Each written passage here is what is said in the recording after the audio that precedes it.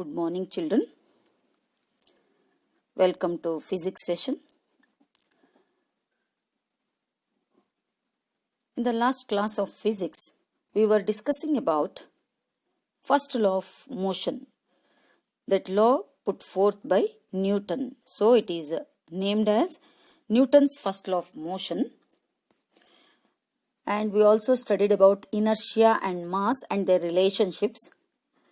And also we came to the second law of motion. And also in terms of a new physical quantity, we studied second law. That physical quantity is a momentum. And also we gone through the definition of the momentum also and also second law of motion. What does second law say?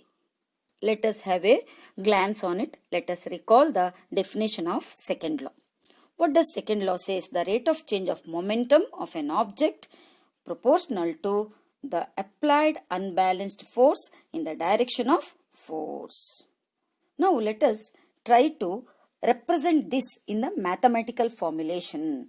Let us have a mathematical formulation. Suppose an object of mass m is moving along a straight line with initial velocity u. After the time t, the body accelerates and moves with a velocity v by the application of constant force F. We know that momentum is equal to mass into velocity. In the last class we studied momentum is equal to mass into velocity. So what happens in the first case? Initial momentum is given by P1, that is equal to mass into initial velocity. So that is equal to mass into initial velocity is given by small u. The symbol for initial velocity is small u. Now second case, let us take final momentum P2 is equal to mass into final velocity. So P2 is equal to mass into v. V is final velocity. Change in momentum is given by P2 minus P1, obviously, isn't it? It is final momentum minus initial momentum. So now what is final momentum? mv, initial momentum mu. So mv minus mu. So m is common factor, we can take it out and remains inside the bracket v minus u. The rate of change of momentum is equal to m into v minus u divided by t. It is rate of change of momentum. So according to second law of motion, the applied force is directly proportional to rate of change of momentum, children. That only the definition, isn't it? Now what is rate of change of momentum? M into v minus u by t, isn't it? So applied force F is directly proportional to m v minus u divided by t. When proportionality sign is to be removed, we have to introduce a constant there. That constant is taken as k. So what happens? F is equal to k into mv minus u divided by t. Isn't it? In time t. So F is equal to that. This equation, let it be 1. We know that acceleration is equal to rate of change of velocity. So, but F is equal to k into mv minus u divided by t. Acceleration is represented by small a is equal to v minus u divided by t. So, let us substitute that in the equation 1. Let us substitute the value of that in the equation number 1. So, what it becomes? F is equal to k into ma. Isn't it? So what happened now? K into ma becomes the formula for force, applied force.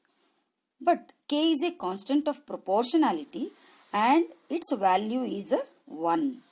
K is equal to 1. So let us have a unit of force now. F is equal to k into m into a, where k is equal to 1. So what changes will be there in the equation now? F is equal to m into a because k is 1. Therefore, unit of mass is kg, unit of acceleration meter per second square, unit of force is kg meter per second square. Children, observe there. Kg meter per second square. From the equation itself we can get it. kg meter per second square. That is known as Newton. It is measured. So force is measured in newtons. What is 1 Newton then? 1 Newton is given by 1 kg meter per second square, right? So let us have a definition for it. It is the amount of force that produces an acceleration of 1 meter per second square in an object of mass 1 kg. Now let us have the how this mathematical formulation is helpful in the calculating Newton's first law. From second law of motion, we know that now what? F is equal to m into a is the formula for got from second law. But a is equal to v minus u by t. Correct, children? Acceleration is rate of change of velocity. So let us substitute that here. F is equal to m into v minus u divided by t. So now what happens? F is equal to, and t is brought to left hand side, cross multiplied. So F into t is equal to m into v minus u. If you put, that is F is equal to 0, that means no force is there, no force applied, we get v equal to u when no force is applied. What does it mean? Then we can say that when no force is applied, the object continues to move in the same velocity irrespective of time throughout its journey. So thus we can deduce first law from this one. Second law. From the second law we can deduce first law. What is the summary of the this much what we studied? Let us see. Force is equal to mass into acceleration. Unit of force is Newton and its symbol is capital N. 1 Newton is equal to how much? 1 kg meter per second square. Children, till now we studied the first law of motion, second law of motion, which was formulated by Newton we studied. Let us move on to the third law, which is the universal law, and it is very much important one. We can see everywhere and in every situations we can observe the same application of the same law we can observe, children. That is Newton's third law of motion. Then what is the principle of third law of motion? For every action, there is an equal and opposite reaction. This is the third law which was put forth by Newton. See, children, for every action, there is an equal and opposite reaction.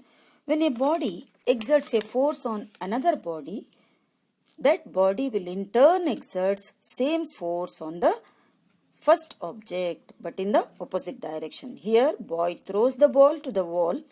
The wall in turn exerts same force in the opposite direction. Let us consider an activity. Pulling two spring balances. Let us take two spring balances. They are connected in between. They are A and B. The one of the spring balances is fixed to a rigid support. When the free end of the balance A is pulled, then both the balances show same reading, children. You observe. This shows that force exerted by balance A on balance B is opposite and equal, and in turn the balance A exert force on balance B. The force exerted by spring balance A on balance B is called as action, whereas the force exerted by balance B on spring balance A is known as reaction. When you hit the wall by your fist, the wall also exerts a force on your fist, isn't it? Which is experienced as pain. Don't try it always, but sometimes you do it, isn't it?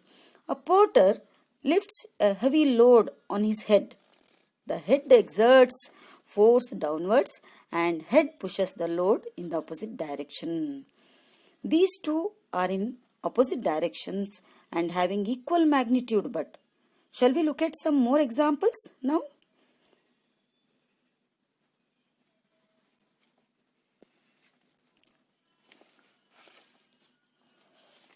When the birds fly, children, when the birds fly, what happens?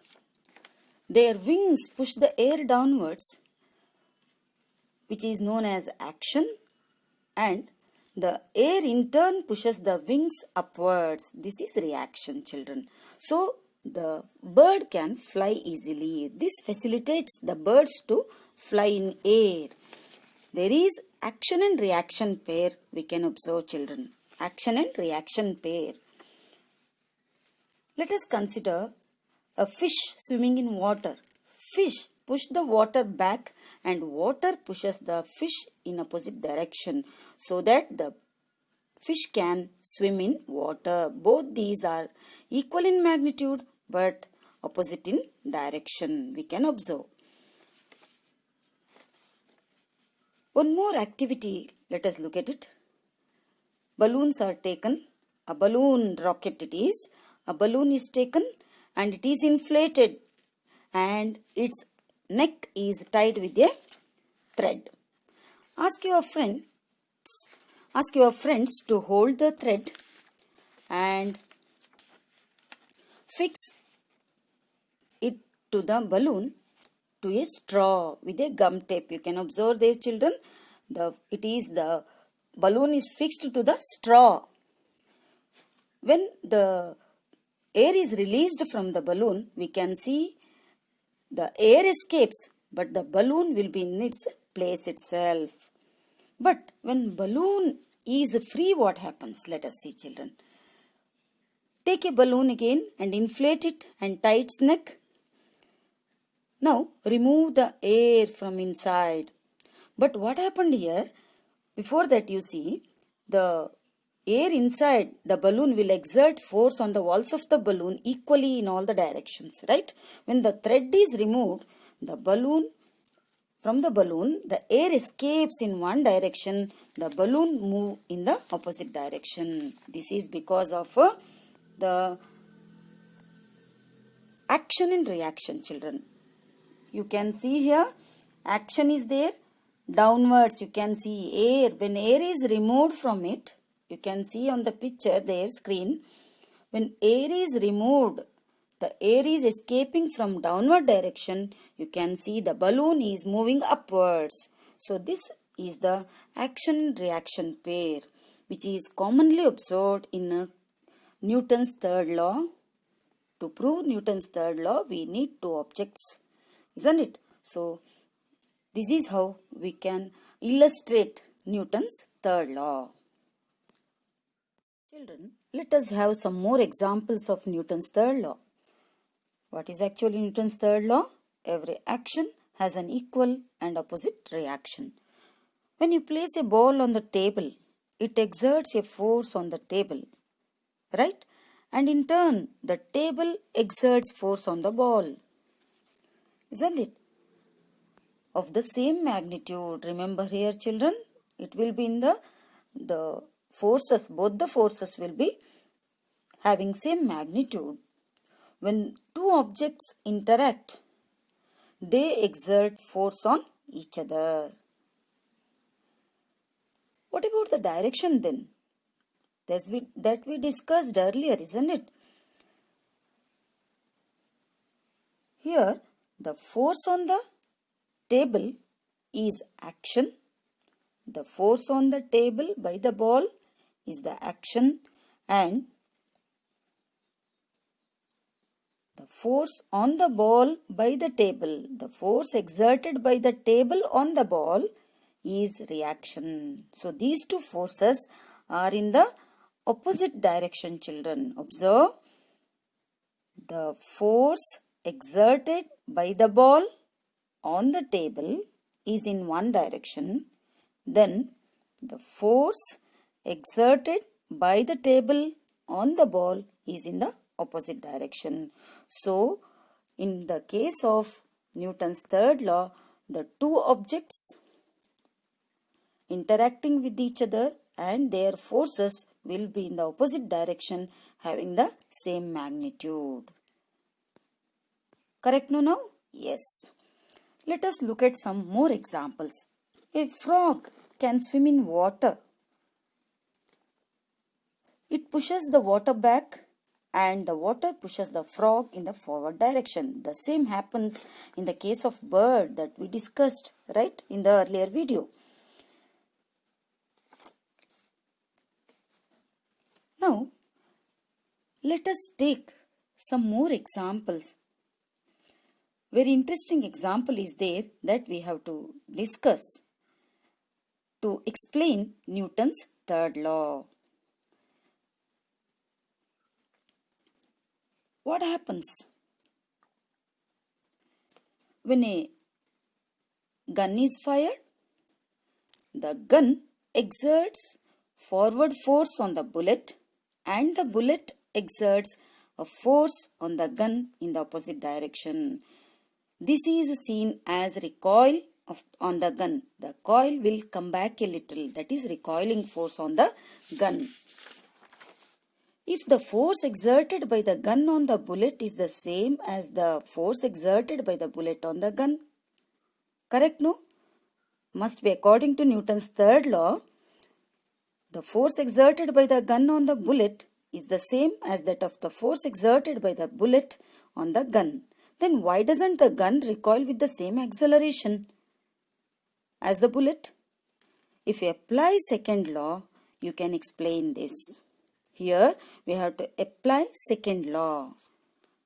What does second law say? The force applied on an object is the product of object's mass and its acceleration. The mathematical representation, we studied F is equal to m into A. A is equal to F by m. Here observe children, m is in the denominator.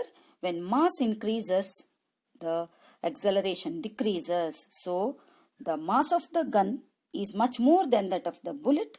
So, mass is more of the gun and bullet is less. Acceleration of the gun will be lesser than that of the bullet. If you are in a boat, you are stepping out it to the land, there are two forces acting. You are pushing the boat backwards and the boat pushes you forward. Right, children? Yes. Here you can observe the two forces involved when you are stepping out into the land from the boat. The two forces, which are they? You are pushing the boat backwards and the boat pushes you forward so that you can step out of the boat. So these are some common the experiences, illustrations that we come across in our daily life to prove the Newton's third law. Not only this one, children, the launching of a rocket, there also we can see the application of Newton's third law. When the rocket is launched, the smoke comes out of the rocket from the downward direction and the rocket is pushed upwards. The smoke comes downwards and the earthwards and the rocket will be pushed upwards. So these are all examples we can give and we can understand Newton's third law clearly. I hope you understood Newton's third law. Children, now let us know about conservation of momentum. What is in physics conservation of momentum? Conservation, let us take the first part of it. Conservation means no change. When conservation of momentum is there, momentum does not change or the momentum remains constant over time, remains unchanged over time. Conservation of momentum is mostly used to describe the collision between the objects. So, conservation of momentum means that the momentum remains unchanged. The important points we can say that the conservation of momentum is only applicable to an isolated system of objects. What is meant by isolated system? Isolated system, it is a system that is not acted upon by an external force. Here, that system is not acted upon by external force. There is no external force applied on that system. So that is known as isolated system. The conservation of momentum is only applicable to an isolated system, children. In this theory, we are not going to consider any unbalanced forces. Now let us know the theory. Suppose there are two balls A and B. the ball A has mass ma and ball B of mass mb. They are traveling along a straight line with initial velocity ua and ub respectively. The ball A collides with ball B. During collision, the ball A exerts force on the ball B. Let it be Fa. In turn, the ball B exerts force on the ball A. Let it be Fb. After collision, the two balls, what happens? They move apart after collision with final velocity Va and Vb respectively. In order to understand, let us formulate the theory. Okay, let us take a mathematical expression. In the case of ball A, the ball A moving with initial velocity ua. The initial momentum before collision will become then m into ua, because m into velocity, mass into velocity, so m into ua. If the final velocity va, then the final momentum is given by ma into va, that is final momentum after collision will be ma into va. Therefore, change in momentum is equal to ma va minus ma ua, correct? ma va minus ma ua. Ma is common there, it is taken outside, then remains va minus ua. According to second law of motion, rate of change of momentum, what is that? The force is proportional to the rate of change of momentum. So, then how we can write this? Fa is equal to ma into va minus ua divided by t, children, because change in momentum is given by ma into va minus ua. So, we are considering rate of change of momentum. So, it is ma into va minus ua divided by t. Now, let us take the case of B. In the case of ball B, it is moving with initial velocity ub, right? Initial momentum before collision then becomes mb into ub. After collision, the ball B moves with the final velocity Vb. Therefore, what happens? Final momentum after collision will become what? Mb into Vb. Therefore, change in momentum. What happens? Change in momentum? Mb Vb minus Mb Ub. Right? So, Mb is common there. Vb minus Mb into Vb minus Ub. Mb common, taken outside. According to again second law, in case of the ball B, if you use Fb, that again same law, the force is proportional to the rate of change of momentum. So, Fb is equal to Mb into Vb minus Ub divided by T, because we are considering here rate of change of momentum, children. Whenever rate of change of comes, we have to divide it by T, that is in terms of time, that is divided by T. Mb Vb minus Ub divided by T. Newton's, during collision, what happens, children? When two objects collide, there comes Newton's third law of motion, right? When two objects interact, third law we can apply there. What does it say? For every action, there is an equal and opposite reaction. Isn't it? This is the third law of Newton. So, what happens now? How we can equate then the two forces here? Fa is equal to minus Fb, children. The force exerted by ball A is opposite in direction, but it's same magnitude. So, opposite shows minus there, minus Fb. But Fa and Fb we already taken. So, what happened here now? We are taking the value of, substituting the value Ma Va minus Ua divided by T minus Mb Vb minus Ub divided by T. There T cancels out, you can see, children. So, what happens? Removing the bracket, we get Ma Va minus Ma Ua is equal to minus Mb Vb plus Mb Ub, right? On rearranging, how we can rearrange them? MAVA plus MBVB is equal to MAUA plus MAUB. Like that we can rearrange them. So what happens now? MAVA plus MBVB is equal to MAUA plus MBUB. You can see here what happens now. The first one, MAVA is the final momentum of ball A. MBVB is the final momentum of ball B. When these two add up, total momentum after collision we get. That is equal to, on the right hand side, MAUA means what? That is the initial momentum of ball A and next initial momentum of ball B. When these two add up, we get total momentum before collision. So, here total momentum after collision is equal to total momentum before collision. So, those two are equal. So, the momentum is conserved. Conserved means no change. Unchanged. The momentum remains unchanged. So, that law is conservation of momentum. We can say mathematically like this. So, law of conservation of momentum, how we can say? MAVA plus MBVB is equal to MAUA plus MBUB.